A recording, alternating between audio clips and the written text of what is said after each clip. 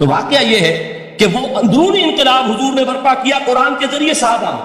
اندر سے جو انقلاب تھا اس نے عرب میں ایک انقلاب کی شکل اختیار کی، اور یہ انقلاب جو ہے اتنی اپنے اندر قوت رکھتا تھا، اتنی پوٹینشیلٹی تھی اس کی کہ وہ 20 برس کے اندر اندر کہاں آکسس دریا جیہو، کہاں اٹلانٹک، تصور تو کی تاریخ میں اس سے پہلے اتنی بڑی کوئی مملکت قائم ہوئی نہیں، کہاں یمن اور کہاں ایشیائے کوچک، ایشیا مائنر ٹرکی، یہاں سے وہاں اور وہاں سے یہاں، اتنی عظیم مملکت حضرت عثمان رضی اللہ تعالیٰ عنہ کے خلافت میں ہو چکی تھی.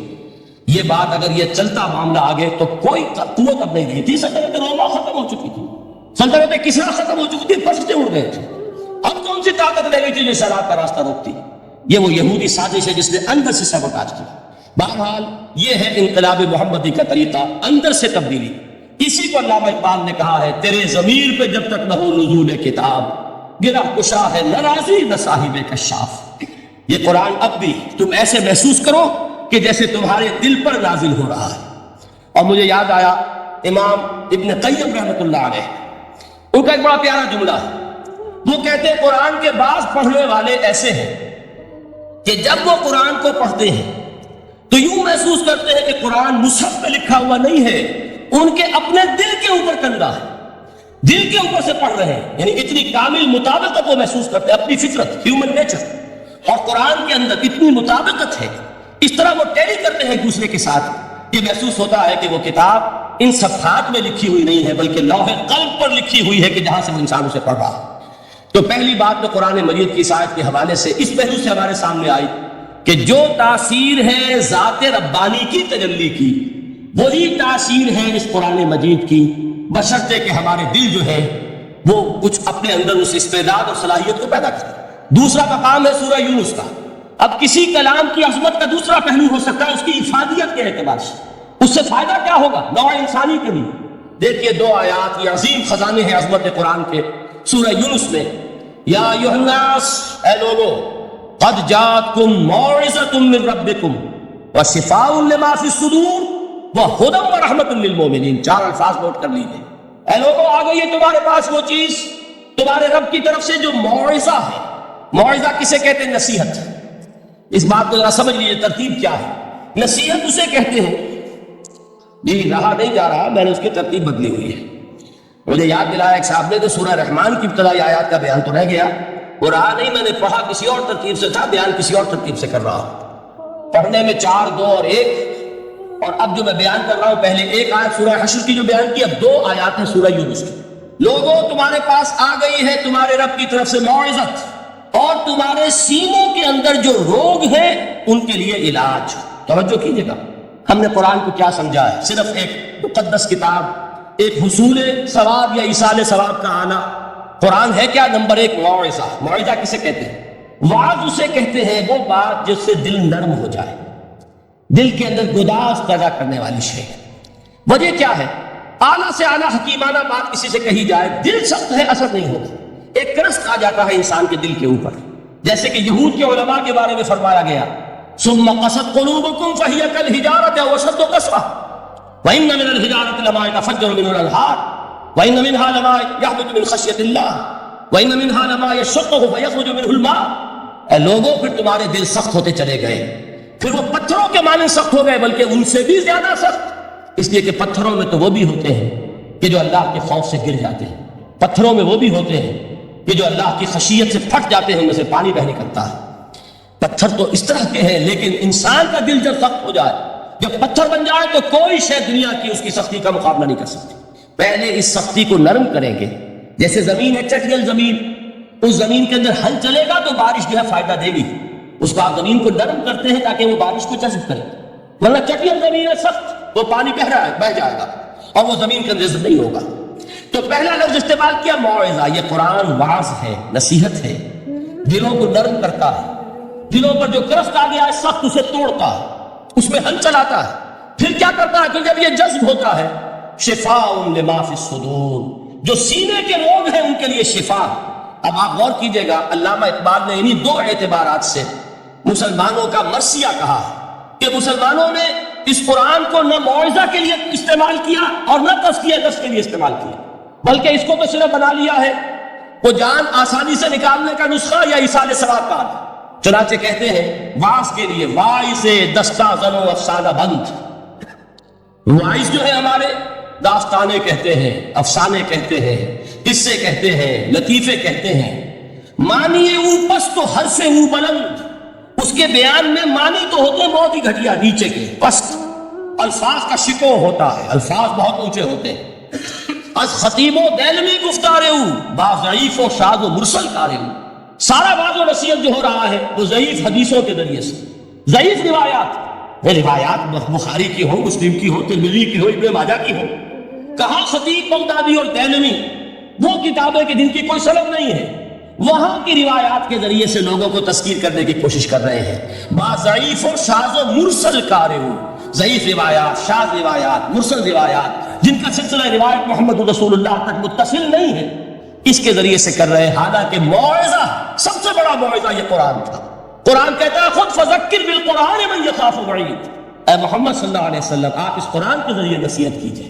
یہ قرآن ہے جو دلوں کی سختی کو ختم کرے گا، گداز پیدا کرے گا۔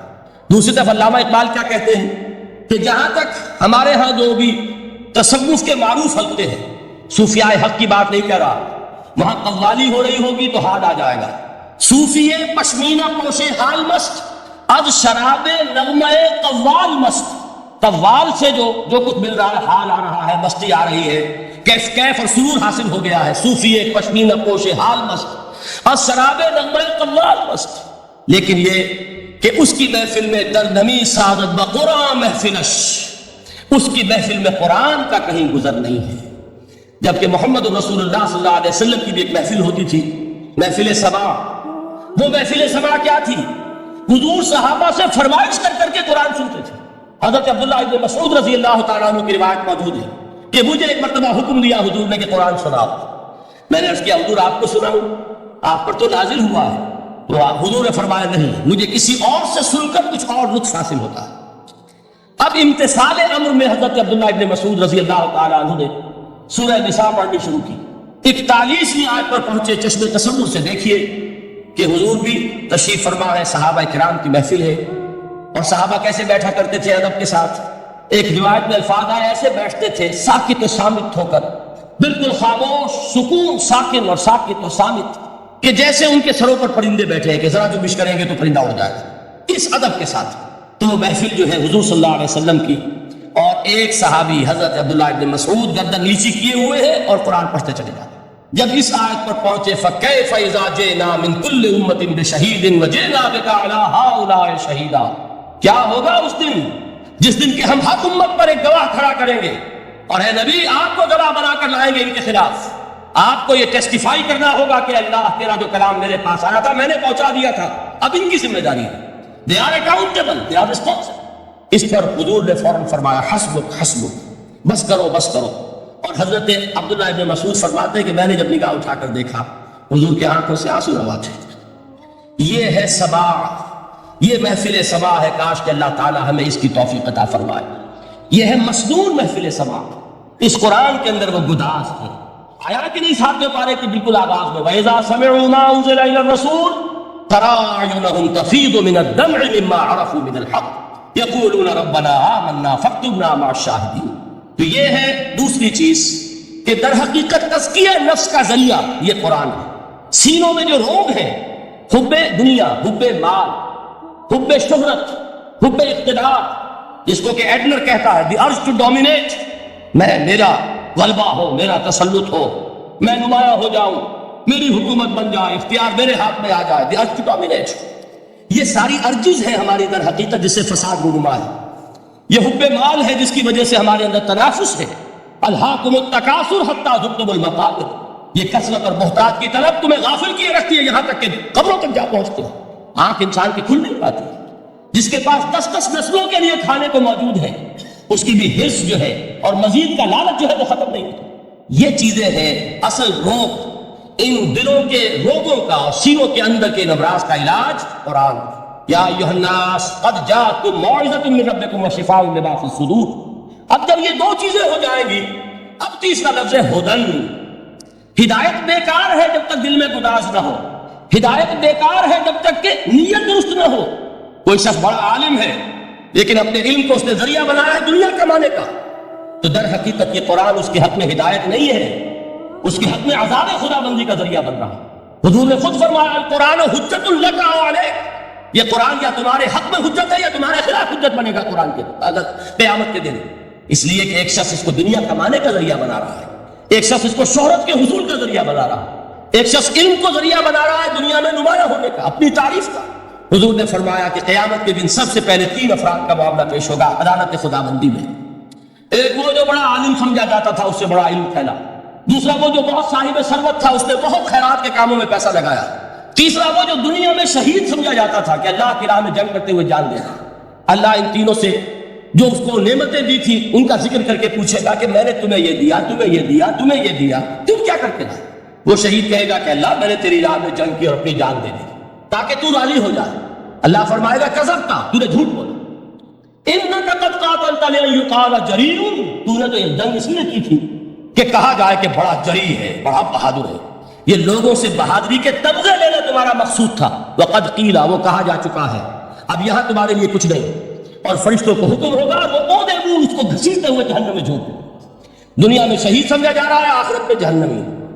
یہی حال اس عالم کا ہوگا، یہی حال اس دولت مند کا ہوگا. تم نے یہ علم پھیلایا تھا کہ تمہارے علم کا چرچا ہو جائے، تمہاری شہرت ہو جائے، لوگ تمہاری دست بوسی کرنے لگے، لوگ تم سے جھک کر ملے. وہ دنیا میں ہو گیا، تمہارا مطلوب مل چکا، تمہارا مقصود حاصل ہو چکا، اب یہاں کچھ نہیں. تو جان لیجئے کہ جب تک دلوں کے روگ درست نہ ہوں، علم بیکار ہے، ہدایت قطعاً غیر مفید ہے. پہلے دلوں کا کرس اترے، اس کی سختی دور ہو، یہ ہے موعظہ. دلوں کے اندر سے حب جاہ، حب دنیا، حب مال نکلے، یہ ہے تزکیہ. شفاء لما فی الصدور، اب ہدایت خدا بندی. اب راستہ آپ دیکھیں گے اور اس راستے پر چلیں گے. یہ ہدایت جو ہے دنیا میں، یہی آخرت میں رحمت کی شکل میں ظاہر ہوگی. جنہوں نے اس قرآن کی ہدایت سے فائدہ اس دنیا میں اٹھایا، آخرت میں رحمت خدا بندی کی بدلیاں ان پر سایہ کریں. ایک حدیث میں تو باقاعدہ الفاظ آئے ہیں کہ سورہ بقرہ اور سورہ آل عمران یہ 2 بدلیوں کی صورت میں ظاہر ہوں گی میدان حشر میں، اور ان لوگوں پر سایہ کریں گی کہ جن کو ان سے بڑی محبت تھی. یہ 4 الفاظ نوٹ کر لیجئے اسی ترتیب کے ساتھ. یا ایھا الناس قد جاءتکم موعظۃ من ربکم وشفاء لما فی الصدور وہدی ورحمۃ للمؤمنین قل بفضل اللہ وبرحمتہ. اے نبی کہہ دیجئے یہ اللہ کا بڑا فضل ہے، لوگوں سمجھو. اس کی بڑی رحمت کا ظہور ہوا ہے اس قرآن کی شکل میں. اس کی رحمت کا نظر عطم قرآن ہے، اس کے فضل کا سب سے بڑا ثبوت قرآن ہے.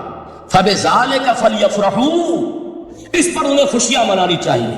اترانا ہے تو اس پر اترائیں کہ اتنی بڑی دولت ہمارے پاس ہے، اتنا بڑا احسان ہے جو اللہ نے ہم پر کیا ہے. فبذلک فلیفرحوا هو خیر مما یجمعون، جو چیزیں یہ جمع کرنے کی فکر کر رہے ہیں ان سے کہیں زیادہ قیمتی یہ قرآن ہے.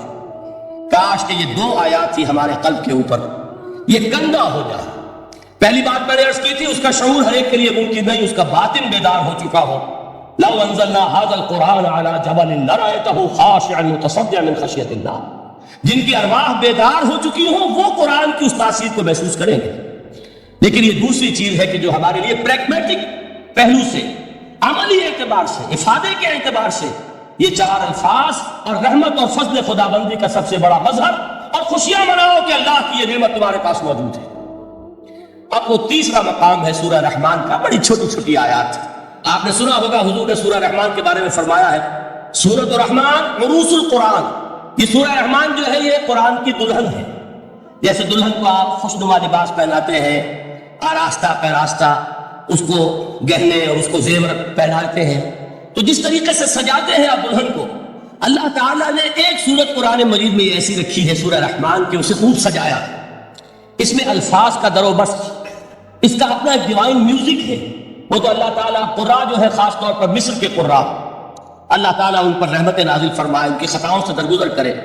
جس طرح قرآن کے انٹرنسک میوزک کو انہوں نے واضح کیا. واقعہ یہ ہے کہ اگر یہ لوگ نہ ہوتے، شیخ عبد الباسط محمد عبد الصمد، شیخ محمود خلیل الحسنی، یہ لوگ کہ جنہوں نے قرآن کے اس غنا، میوزک، یہ لفظ جو ہے آپ حیران نہ ہو کہ میں یہ کوئی شاید توہین کر رہا ہوں قرآن کی، حضور نے یہ لفظ استعمال کیا، تغنو، اس قرآن کو اچھی سے اچھی خوش الحانی کے ساتھ پڑھو. من لم یتغن بالقرآن فلیس منا، جو قرآن کو بہتر سے بہتر انداز میں، اچھی سے اچھی آواز میں، خوش الحانی کے ساتھ پڑھنے کی کوشش نہیں کرتا وہ ہم میں سے نہیں. بلکہ ایک مرتبہ حضور رات کے وقت آپ گشت پر تھے، اپنے ساتھیوں کے حالات معلوم کرنے کے لیے۔ حضرت ابو موسیٰ اشعری رضی اللہ تعالیٰ عنہ ایک صحابی ہیں، ان کے گھر کے پاس سے گزر ہوا، وہ رات کو تہجد پڑھ رہے تھے، کھڑے ہوئے کیف کے عالم میں قرآن تلاوت کر رہے ہیں۔ حضور کو بہت پسند آئی ان کی قرات، کافی دیر تک وہاں کھڑے سنتے رہے۔ اب انہیں کیا پتا کون سن رہا ہے، بالکل اسی طرح سمجھ لیجئے ایک بات یاد آئی ہے۔ حضور فرماتے ہیں کہ جس طرح کان لگا کر اللہ قرآن کو سنتا ہے، کسی چیز کو نہیں سنتا، ہمیں نظر نہیں آتا نا، ہمیں معلوم نہیں، ہم قرآن پڑھ رہے ہیں تو سننے والا کون ہے؟ سب سے زیادہ کان لگا کر خود اللہ۔ یہاں اس لیے مجھے یاد آیا کہ ابو موسیٰ اشعری کو کیا پتا تھا کہ کون سن رہا ہے، اور اپنی کیفیت میں نماز میں تہجد میں قرآن کی تلاوت کر رہے تھے۔ اور ظاہر بات ہے ان کے گھر ایکڑوں میں بنے ہوئے نہیں تھے، ایک ایک کمرہ، ایک ایک کوئی حجرہ، ایسے تو گھر تھے نا صحابہ کے، لہذا حضور پاس سے گزرے، آواز آئی، کافی دیر سنتے رہے۔ اس کے بعد آپ تشریف لے گئے، صبح فجر میں ملاقات ہوئی تو حضور نے تحسین کے انداز میں فرمایا، یا ابا موسیٰ انک قد اوتیت مزمارا من مزامیر آل داؤد، اے ابو موسیٰ تمہیں تو آل داؤد کے سازوں میں سے ایک ساز اللہ نے عطا فرما دیا ہے۔ جس طرح حضرت داؤد، لہن داؤدی مشہور ہے کہ جب وہ پچھلے پہر رات کو حمد کے ترانے الاپتے تھے، قرآن میں ہے کہ پرندے شامل ہو جاتے تھے ساتھ، اور پہاڑ وجد میں آتے تھے، پہاڑ بھی ان کے ساتھ شریک ہوتے تھے۔ تو جس طرح کا اللہ نے ان کو لہن عطا فرمایا تھا، حضور نے تحسین کے انداز میں فرمایا ہے، ابو موسیٰ اشعری اللہ نے تمہیں بھی آل داؤد کے سازوں میں سے ایک ساز عطا فرمایا۔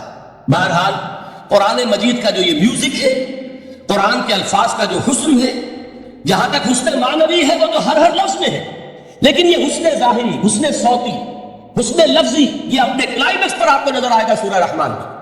لیکن قرآن میں یہ سورت اس اعتبار سے بھی ممتاز ہے، اس کی 4 آیات پر ذرا توجہ کریں گے، عجیب حقائق سامنے آئیں گے۔ جہاں یہ قرآن مجید کے حسن صوت اور حسن لفظی کی معراج ہے، وہیں اس کی پہلی 4 آیات میں 4 چوٹی کی چیزوں کا ذکر ہے، سب سے اونچی چیزیں۔ پہلی آیت کیا ہے؟ الرحمن، ایک آیت ہو گئی۔ رحمان کیا ہے؟ اللہ کا نام ہے۔ کبھی آپ نے غور کیا اللہ کے ناموں میں سب سے پیارا نام کون سا ہوگا؟ رحمان۔ کیوں؟ اس کا مادہ کیا ہے؟ رحمت۔ ہمیں سب سے بڑھ کر جس چیز کی ضرورت ہے وہ کیا ہے؟ رحمت خداوندی۔ نام اچھی طرح سن لیجیے اس حضور کی قول کو۔ حضور فرماتے کوئی شخص جنت میں مجرد اپنے عمل کی بنیاد پر داخل نہیں ہو سکے گا جب تک کہ رحمت خداوندی دستگیری نہ کرے۔ کسی صحابی نے بڑی ہمت اور جرأت کا ثبوت دیا کہ پوچھ لیا، کیا حضور آپ بھی؟ جب آپ نے فرمایا کوئی شخص داخل نہیں ہو سکتا جنت میں محض اپنے عمل کی بنیاد پر جب تک کہ رحمت خداوندی جو ہے وہ دستگیری نہ فرمائے۔ پوچھا گیا کیا آپ بھی؟ آپ نے فرمایا ہاں میں بھی۔ آپ اندازہ کیجئے کہ اگر محمد رسول اللہ بھی رحمت خداوندی کے ضرورت مند ہوں تو تاب دیگرہ چہ رسد، ہماری تو سب سے بڑی ضرورت رحمت خداوندی ہے۔ اب یہ رحمت جو ہے قرآن مجید میں اللہ تعالیٰ کی یہ شان 2 الفاظ کے ذریعے سے آتی ہے، رحیم اور رحمان۔ اور کوئی مادہ نہیں ہے جس سے 2 نام بنتی ہو اللہ کا، لیکن یہ مادہ ہے واحد رحمت کا کہ جس سے رحمان بھی ہے رحیم بھی ہے۔ رحیم صفت مشبہ ہے، رحمت دائم ہو جائے گی، مستقل ہوگی تو رحیم کہیں گے، اور رحمان اس میں رحمت کی ہے وہ شان ہے کہ جیسے ٹھاٹھے مارتا ہوا سمندر ہو، ہیجان کی کیفیت، طوفانی کیفیت، رحمت خداوندی کا طوفانی جوش، وہ ہے رحمان۔ آپ تو رہتے اس علاقے میں ہیں، آپ کو معلوم ہے عرب اگر بھوکا مرا جا رہا ہو تو کیا کہے گا؟ انا جوعان۔ پیاسا مرا جا رہا ہو انا عطشان۔ بہت غضبناک ہوگا غضبان، غضبان آصفہ قرآن میں آیا، بہت غضبناک۔ رحمان جس کی رحمت جو ہے جوش میں ہے، ٹھاٹھے مارتے ہوئے سمندر کے مالک۔ تو یہ اللہ تعالیٰ کے ناموں میں سب سے پیارا نام۔ اب آگے چلیے، الرحمن علم القرآن، رحمان نے قرآن سکھایا۔ رحمت خداوندی کا سب سے بڑا مظہر، رحمان کی رحمانیت کا سب سے بڑا مظہر قرآن ہے۔ ان میں جو منطقی ربط ہے اس کو سمجھتے جائیے۔ اچھا آپ یہ سوچئے، جو علم بھی انسان کو حاصل ہوا وہ کس نے دیا؟ اللہ نے۔ سائنس کا علم کس نے دیا؟ اللہ نے۔ علم آدم الاسماء کلھا، وہ علم الاسماء جو حضرت آدم کو دے دیا گیا تھا ازل میں، یہ اسی کا ظہور ہے، یہ اسی کی ایکسفولیشن ہے جو ہو رہی ہے اور ہوتی رہے گی ابھی۔ اور جو دوسرے علم ہے وہ کس کا دیا؟ اللہ نے دی۔ لا یحیطون بشیء من علمہ الا بما شاء، مخلوق میں سے کوئی اللہ کے علم میں سے کسی شے کا احاطہ نہیں کر سکتا مگر وہ جتنا اللہ دینا چاہے۔ لیکن یہ کہ تمام علوم میں چوٹی کا علم قرآن، نوٹ کرتے جائیے، چوٹی کی چیزیں جمع کیجیے۔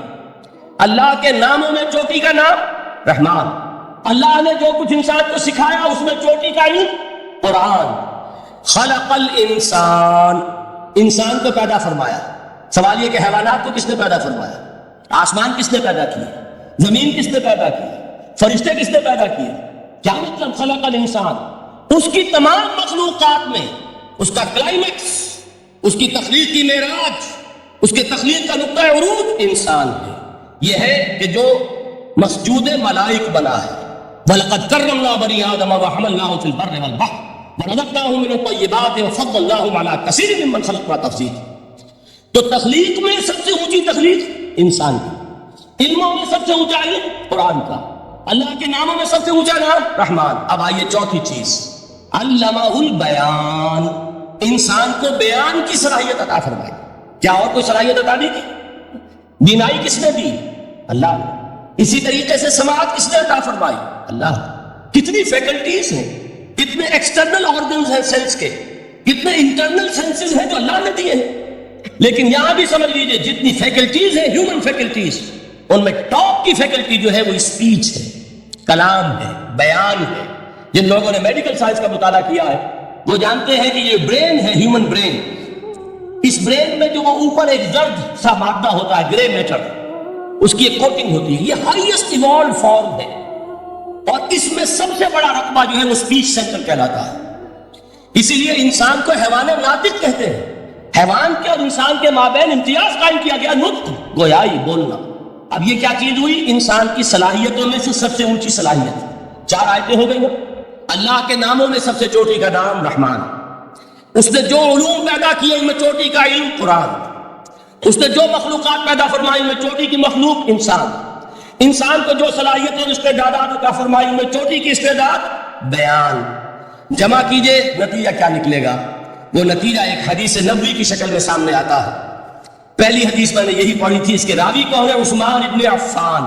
میں حیران ہوتا ہوں وہ قافیہ یہاں بھی موجود ہے، رحمان، قرآن، بیان، انسان، عثمان، عفان. باپ کا نام بھی اسی وزن پر ہے، عثمان ابن عفان. عن عثمان ابن عفان رضی اللہ تعالی عنہ قال قال رسول اللہ صلی اللہ علیہ وسلم. حضرت عثمان شہید مظلوم ذو النورین رضی اللہ تعالی عنہ فرماتے ہیں کہ اللہ کے رسول صلی اللہ علیہ وسلم نے فرمایا خیرکم من تعلم القرآن وعلمہ. تم میں سے بہترین لوگ وہ ہیں جو قرآن سیکھیں اور سکھائیں. قوت بیان جو تمہاری ٹاپ فیکلٹی ہے، اس کا استعمال کسی گھٹیا کام کے لیے نہیں ہونا چاہیے. دیکھیں اردو میں محاورہ ہے کہ توپ سے مکھی نہیں ماری جاتی. توپ بنائی گئی ہے کسی بڑی شے کے لیے، مکھی مارنے کے لیے توپ استعمال نہیں ہوتی. یہ قوت بیان جو ہے، جو ٹاپ موسٹ فیکلٹی ہے ہیومن جو فیکلٹیز ہیں ان میں سے، اس کا استعمال بھی ٹاپ موسٹ ہونا چاہیے. قرآن کو بیان کرو. وہ جیسے کہ علامہ اقبال نے کہا ہے، بلکہ غالباً ان کے قبر پر آس پاس جو اشعار لکھے ہوئے ان میں سے ایک یہ بھی ہے، اگر یک قطرہ خوداری اگر مشتے پرے داری بیابامن تو آموزم طریق شاہ بازی را. اگر تمہارے اندر ایک قطرہ بھی خون کا ہے اور مٹھی بھر بھی پر اگر اللہ نے دیے ہیں تو ہے میرے پاس آؤ کہ میں تمہیں شاہبازی کے طریقے سکھاؤں. اسی طرح جان لیجئے اگر اللہ نے قوت گویائی عطا فرمائی، اگر اللہ نے تمہیں حیوان ناطق بنایا، اگر اللہ تعالیٰ نے تمہیں یہ صلاحیت عطا فرمائی، اس صلاحیت کا مصرف دنیا کو نہ بناؤ، اس صلاحیت کا مصرف اللہ کے کلام کو پھیلانے پر اس کو صرف کرو. خیرکم من تعلم القرآن وعلمہ. خیر جب لفظ آتا ہے بغیر من کے، ورنہ تو آتا خیر من ہو تو یہ ہوگی کمپیریٹو جو ایک ایڈجیکٹو جو ہوتی ہے، لیکن یہ سپرلیٹو ڈگری ہے جب بغیر من کے ہوگا. خیرکم دی بیسٹ امنگسٹ یو، جو تم میں بہترین لوگ ہیں وہ کون ہے؟ من تعلم القرآن وعلمہ، جو قرآن سیکھیں اور سکھائیں، قرآن پڑھیں اور اسے بیان کریں. آج جان لیجئے سب سے بڑی ضرورت اس بات کی ہے کہ آج کا قرآن پڑھیں. آپ حیران ہوں گے کہ یہ کیا کہا اس میں. دیکھیے قرآن اترا ہے 1400 برس پہلے، لیکن تا قیامت نوع انسانی کو جتنے مسائل درپیش ہوں گے ان سب کا حل اس میں ہے. البتہ کھودنا پڑے گا، گہرائی میں اترنا ہوگا. ایک قرآن کی سطح ہے، اس سطح نہیں، اس کی گہرائیوں کے اندر غوطہ زنی کرو. قرآن میں ہو غوطہ زن اے مرد مسلمان. اور آج کا قرآن یعنی آج کی ہدایت جو اللہ نے اس پہ رکھی ہوئی ہے، ڈگ اٹ آؤٹ، اس کو نکالو اس کے اندر سے. ابھی میں حدیث تو آپ کو سناؤں گا، اس میں یہ تصور آئے گا سامنے اور واضح ہو کر. آج کے انسان کی رہنمائی اس قرآن سے اخذ کر کے انسان تک پہنچاؤ. یہ ہے فریضہ محمد رسول اللہ کی امت کا صلی اللہ علیہ وسلم. آپ نے وہ حدیث سنی تھی کہ بلغوا عنی ولو آیا،